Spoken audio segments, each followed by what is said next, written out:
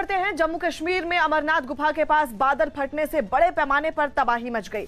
गुफा के पास के इलाके को पहाड़ों से गिरते पत्थर और पानी की तेज लहरें बर्बाद करने पर तुली दिखी, जिसका वीडियो लोगों ने मोबाइल से रिकॉर्ड कर लिया। इस मंजर को देखकर वहां मौजूद लोगों की रूह कांप उठी, क्योंकि बादल फटने के बाद बारिश के साथ पहाड़ से मलबा भी बरसने लगा, जो नीचे आकर सब कुछ बर्बाद करने पर तुला दिखा। ये खतरनाक तब हो गया जब ऊपर से मिट्टी के साथ छोटे बड़े पत्थर काफी देर तक नीचे गिरते रहे। इस भयानक तस्वीर को देखकर वहाँ के आम लोग सहम गए। पत्थर आ रहे पूरा। इस आसमानी आफत ने सबसे पहले बीएसएफ के टेंट को निशाना बनाया। इसके बाद वहां की कुछ इमारतें भी इसकी जद में आ गईं। बिगड़ते हालात को संभालने के लिए वहां तुरंत ही एसडीआरएफ की 2 टीमें तैनात कर दी गईं। इस बीच गृह मंत्री अमित शाह ने ट्वीट कर ये जानकारी दी कि इस मुद्दे पर उनकी जम्मू कश्मीर के उपराज्यपाल मनोज सिन्हा से बात हुई और उसके बाद एनडीआरएफ की एक टीम को अमरनाथ गुफा के पास भेजने का फैसला लिया गया। पहलगाम में बादल फटने की घटना का असर उसके आसपास के कई इलाकों में भी हुआ, जबकि जम्मू कश्मीर के कुछ जिलों में भारी बारिश ने तबाही मचाई, जिसमें एक जिला राजौरी भी है, जहां लगातार हो रही भारी बारिश के बाद एक नदी बेकाबू हो गई और उसके पानी की लहरें डराने लगी। उनमें एक जिला राजौरी भी है, जहां लगातार हो रही भारी बारिश के बाद एक नदी बेकाबू हो गई, उसके पानी की लहरें डराने लगी। अपनी हदों को तोड़ते हुए पहले तो पुल को जोड़ने वाली सड़क को उसने लील लिया, उसके बाद पुल को भी अपने साथ बहा ले गई। थोड़ी ही देर में सड़क और पुल दोनों का नामो निशान तक मिट गया। इतना ही नहीं, तवी नदी में अचानक आई बाढ़ में एक लड़का फंस गया, जिसे एसडीआरएफ और पुलिस के जवानों ने बहने से बचा लिया। इसके अलावा प्रशासन ने तवी नदी के लगातार बढ़ते जलस्तर को देखते हुए पास के इलाके को खाली करवा लिया। गांदरबल में भी हालात राजौरी की तरह ही दिखाई दिए। वहां सिंध नदी में अचानक बाढ़ आ गई, जिसकी वजह से 3 लोग नदी की दूसरी तरफ फंस गए। बाद में उन्हें एक जाबाज ने अपनी जान जोखिम में डालकर उन्हें बचाने के लिए पानी की तेज लहरों में कूद गया। जासूसी कांड पर विपक्ष ने सड़क से संसद तक प्रदर्शन जारी रखा। लोकसभा में तो उसके सांसदों ने पर्चे तक फेंके। मॉनसून सत्र के दौरान सदन के अंदर करीब रोजाना कांग्रेस और दूसरी विपक्षी पार्टियां इस मुद्दे पर हंगामा कर रही हैं, जबकि आईटी मंत्री जासूसी के आरोपों को सदन के अंदर खारिज कर चुके हैं। लेकिन विपक्ष ने जासूसी कांड पर बवाल जारी रखा। हद तो तब हो गई जब लोकसभा में विपक्षी सांसदों ने शोर करते हुए पर्चे उछाले। 12:30 तक स्थगित की जाती है। आरोप है कि ये पर्चे स्पीकर की चेयर की तरफ फेंके गए, जिसके बाद सत्ता पक्ष के सांसद खड़े हो गए। हंगामा बढ़ा तो सदन की कार्यवाही स्थगित करनी पड़ी। सदन की कार्यवाही शुरू होने से पहले विपक्षी पार्टियों ने बारिश में भीगते हुए संसद से विजय चौक तक मार्च भी निकाला। कई दिनों से संसद नहीं चल पा रही है और उस मसले को लेकर के लगातार जांच की मांग कर रही है। कांग्रेस सुप्रीम कोर्ट मॉनिटर्ड जांच की मांग कर रही है। तमाम जो दल हैं, लगभग 14 पॉलिटिकल पार्टियां हैं विपक्ष की, जो यहाँ पर प्रदर्शन कर रही हैं। जिसके बाद बारिश में भीगते हुए ये सभी सांसद मीडिया से बात करने पहुंचे और राहुल गांधी ने पेगासस सॉफ्टवेयर से जासूसी कराए जाने के आरोप पर सरकार से सवाल पूछे। क्या हिंदुस्तान की सरकार ने अपने लोगों पर पेगासस हथियार का इस्तेमाल किया, हाँ या ना? हम सिर्फ ये जानना चाहते हैं। विपक्षी पार्टियों की जासूसी कांड पर एक बैठक भी हुई, लेकिन बीजेपी ने विपक्ष पर पूरी तैयारी के साथ पलटवार किया और राहुल को वो दिन याद दिलाया जब आईटी मंत्री के हाथ से कागज छीन लिए गए थे। राहुल जी, पेगासस पर ही आईटी मंत्री पार्लियामेंट में उत्तर दे रहे थे, मगर आप लोगों ने क्या किया? आप लोगों ने कागज को आदरणीय मंत्री जी के हाथ से छीन करके फाड़ दिया। खबर है कि सरकार सदन में पर्चे उछाले जाने के मामले में भी सख्त कार्रवाई की मांग करने वाली है। और इस वक्त की बड़ी खबर आपको बता दें, टोक्यो ओलंपिक से जुड़ी हुई बड़ी खबर। पुरुष हॉकी में भारत की शानदार जीत। भारत ने अर्जेंटीना को हराया और बड़ी खबर, अच्छी खबर, भारत ने अर्जेंटीना को 3-1 से हराया। पुरुष हॉकी में यह जीत हासिल हुई है, अर्जेंटीना को हराया। टोक्यो ओलंपिक से जुड़ी हुई बड़ी खबर आपको बता दें, पुरुष हॉकी में भारत की शानदार जीत। भारत ने अर्जेंटीना को हराया है। बड़ी खबर और अच्छी खबर, ये जीत 3-1 से हासिल की पुरुष हॉकी टीम ने टोक्यो ओलंपिक्स में। लगातार भारतीय खिलाड़ियों का अच्छा प्रदर्शन और पुरुष हॉकी में भारत ने ये जीत हासिल की है, अर्जेंटीना को हराया है। 3-1 से ये जीत हासिल की है और अर्जेंटीना को हरा दिया। अमृत हमारे सहयोगी इस वक्त फोन लाइन पर मौजूद है। अमृत, और क्या जानकारी? देखिए, ये जीत इसलिए बड़ी हो जाती है क्योंकि आपने ओलंपिक चैंपियन को हराया है, ये हमें नहीं भूलना चाहिए। दिल्ली के पास हरियाणा के गुरुग्राम में बारिश ने ऐसी आफत मचाई कि पूरा शहर पानी पानी हो गया। आम लोग तो इससे परेशान दिखे ही, साथ ही बीजेपी विधायक सुधीर सिंगला के घर में भी पानी भर गया, जिससे उनके घर और दफ्तर की शक्ल ही बदल गई। ऑफिस में रखी किताबों और दस्तावेजों को आनन फानन में टेबल पर रख दिया गया ताकि उन्हें भीगने से बचाया जा सके।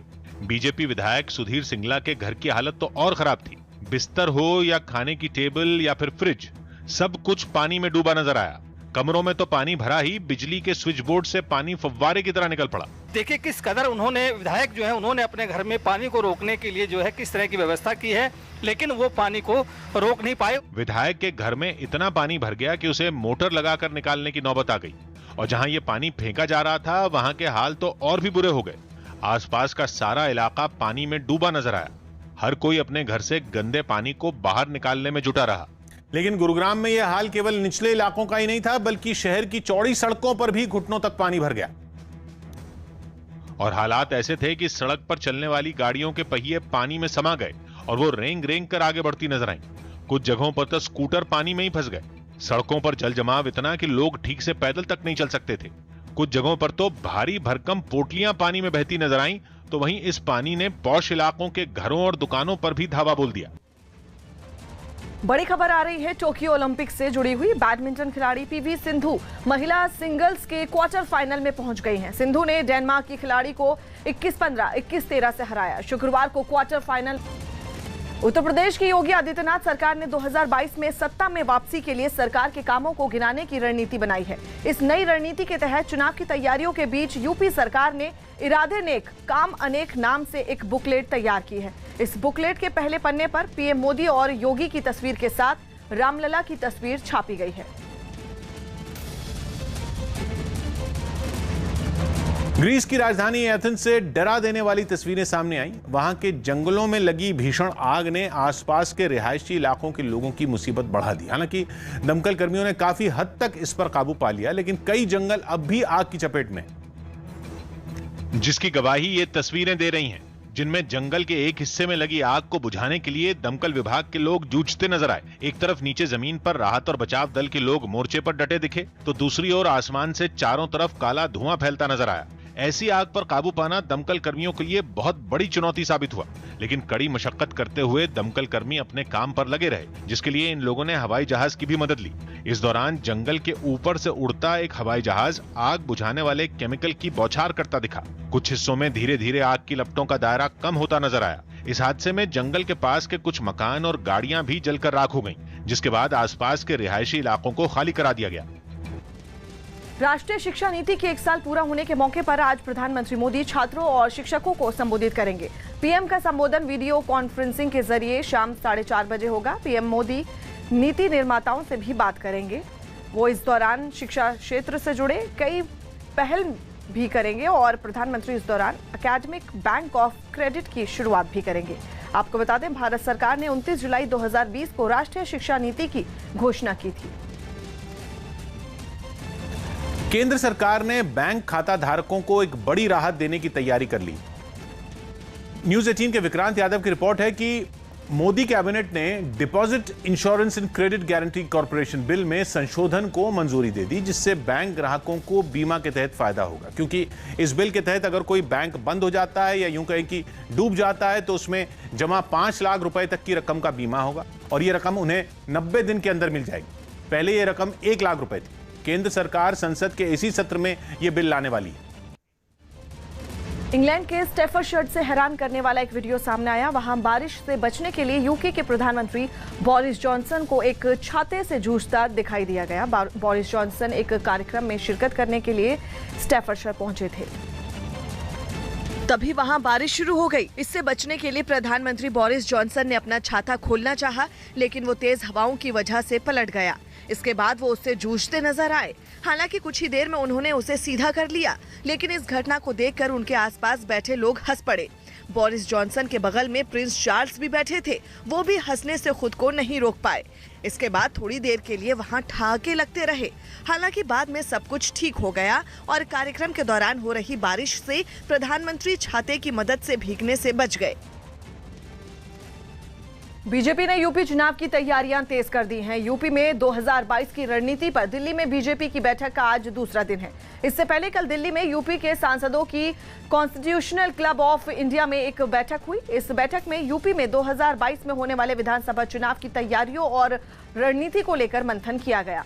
बैठक में केंद्र सरकार की नीतियों को आम लोगों तक पहुंचाने के साथ ही सही ढंग से प्रचार प्रसार पर भी चर्चा हुई। आपको बता दें, यूपी में बीजेपी ने प्रधानमंत्री मोदी के निर्देश पर जनता से आशीर्वाद लेने की योजना तैयार की है और इसके लिए बीजेपी राज्य में आशीर्वाद यात्रा निकालेगी। आशीर्वाद यात्रा केंद्रीय मंत्रिमंडल में यूपी से शामिल किए गए नए मंत्री निकालेंगे, जो 4-4 लोकसभाओं से होते हुए अपने संसदीय क्षेत्र में जाएंगे और इसके साथ ही विधानसभा चुनाव में सभी सांसदों से बढ़ चढ़कर हिस्सा लेने को भी कहा गया है। केंद्रीय मंत्री एसपी सिंह वघेल साहब आज सांसदों की मीटिंग हुई, 3 क्षेत्रों के सांसद बुलाए गए, तो जन आशीर्वाद यात्रा की बात हुई है। किस तरह से यात्रा निकलेगी, कौन निकालेगा? बहुत सारी बातें हुई हैं, बहुत सारा काम मिला है। आगामी 2-3 महीने तक की कार्य योजना जो बनी हुई थी वो सूचनार्थ हम लोगों को बताई गई है।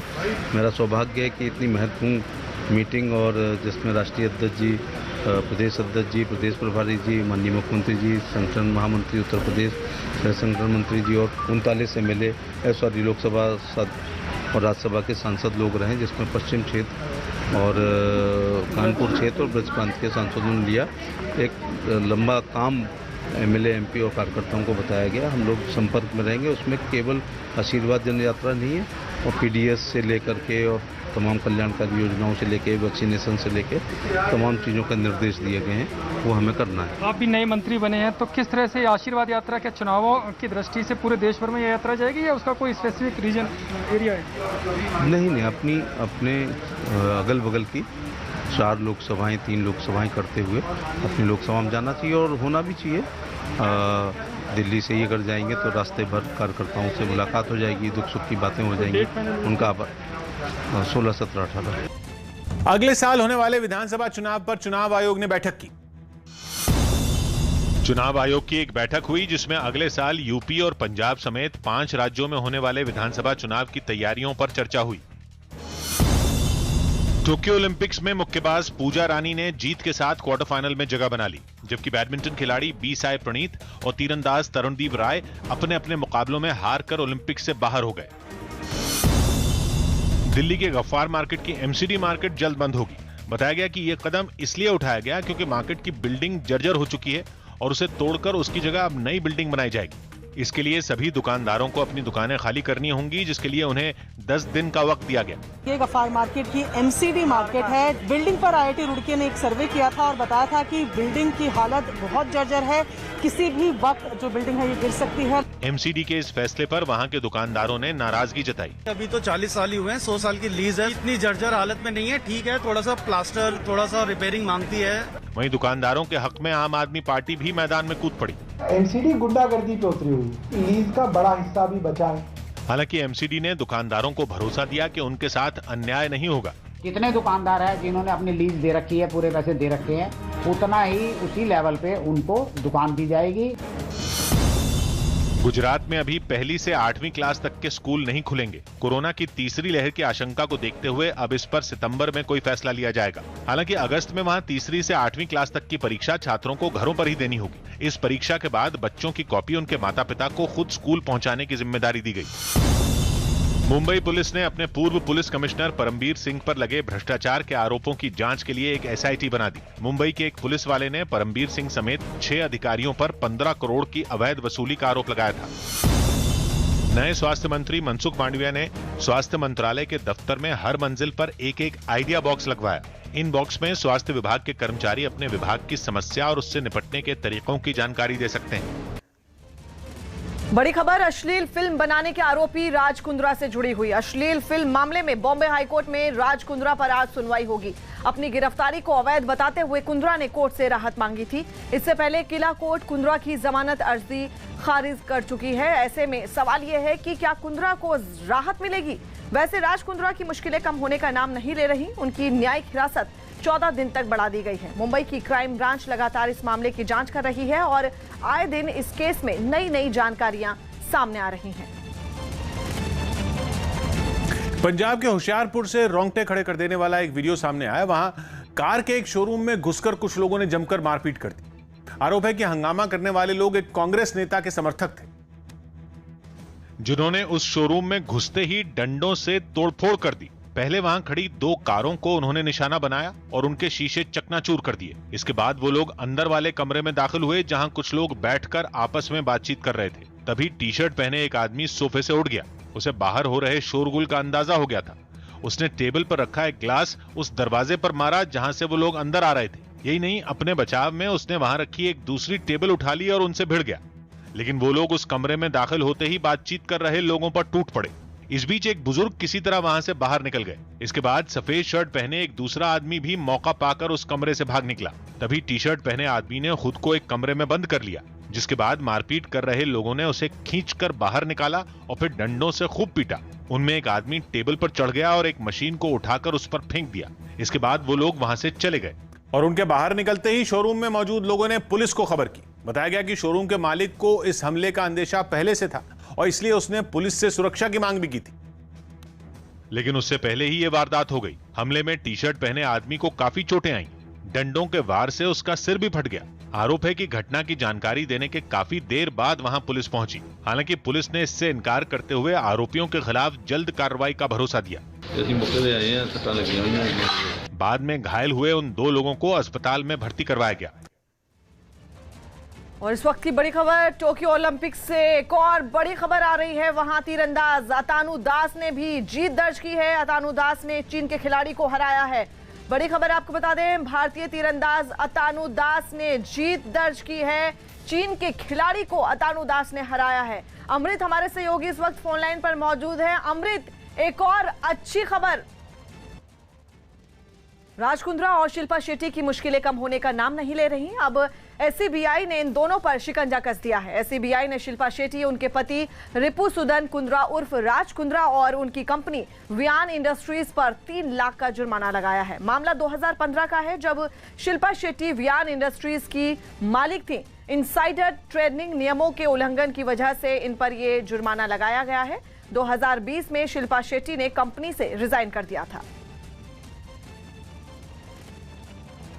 उत्तराखंड में जोरदार बारिश की वजह से हालात बिगड़ गए। वहां मौसम विभाग ने भारी बारिश का अनुमान जताया था और आखिर में वही हुआ, जिसके बाद वहां के कई नदी नाले उफान पर आ गए और उनके पानी ने हाहाकार मचा दिया। बारिश और सैलाब की दिल दहला देने वाली तस्वीरें ऋषिकेश से सामने आई। वहां एक गाड़ी एक पहाड़ी नदी के बहाव में फंस गई। लहरें इतनी तेज थी कि वो गाड़ी को किसी भी वक्त बहा सकती थी। हालांकि गाड़ी में मौजूद ड्राइवर खिड़की के रास्ते किसी तरह बाहर निकल आया। भारी बारिश के बाद इस बरसाती नदी में इतना पानी बढ़ गया कि वो किनारे तोड़कर सड़क के ऊपर से बहने लगी। ऐसे में जब उस गाड़ी ने सड़क पार करने की कोशिश की तो वो बहाव की चपेट में आ गई। देहरादून में भी कुछ यही हाल नजर आया। वहां तो सैलाब एक मंदिर तक पहुंच गया। तस्वीरों में नदी का पानी किसी झरने की तरह तेजी से बहता नजर आया। कई रिहायशी इलाके भी बाढ़ की चपेट में आ गए। एक तस्वीर में एक गाड़ी पानी में बिल्कुल डूबी हुई दिखाई दी। मसूरी के केम्प्टी फॉल्स तो जैसे तांडव करते नजर आए। झरने की जगह पानी की मोटी धाराएं बहती दिखाई दी। खूबसूरत से दिखने वाले केम्प्टी फॉल्स लोगों को डराने लगे। ऐसा लगा जैसे झरना सब कुछ बहा ले जाएगा। हालात देखते हुए झरने के आसपास रहने वाले लोगों को वहां से हटा लिया गया।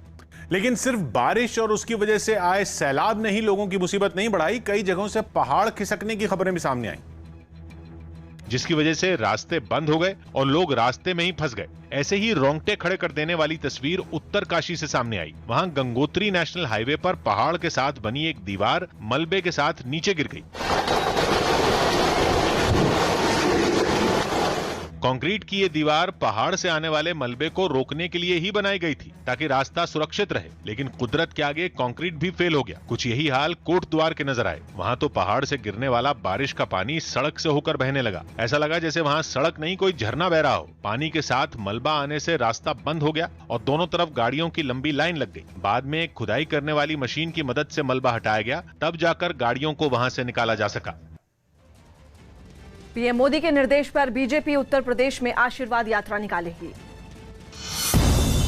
उत्तर प्रदेश में बीजेपी ने पीएम मोदी के निर्देश पर जनता से आशीर्वाद लेने की योजना तैयार की है और इसके लिए बीजेपी राज्य में आशीर्वाद यात्रा निकालेगी।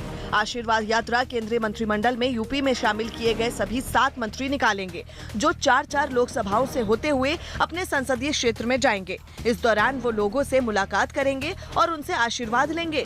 ये यात्रा 16, 17 और 18 अगस्त को निकाली जाएगी।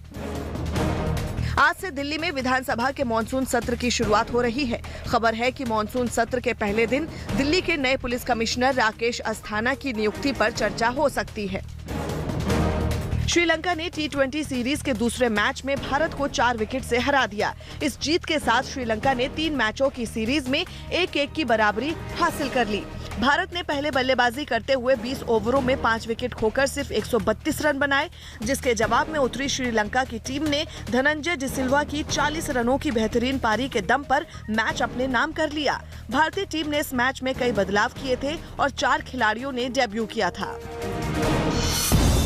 प्रधानमंत्री नरेंद्र मोदी 5 अगस्त को उत्तर प्रदेश के सभी राशन दुकानदारों को वीडियो कॉन्फ्रेंसिंग के जरिए संबोधित करेंगे।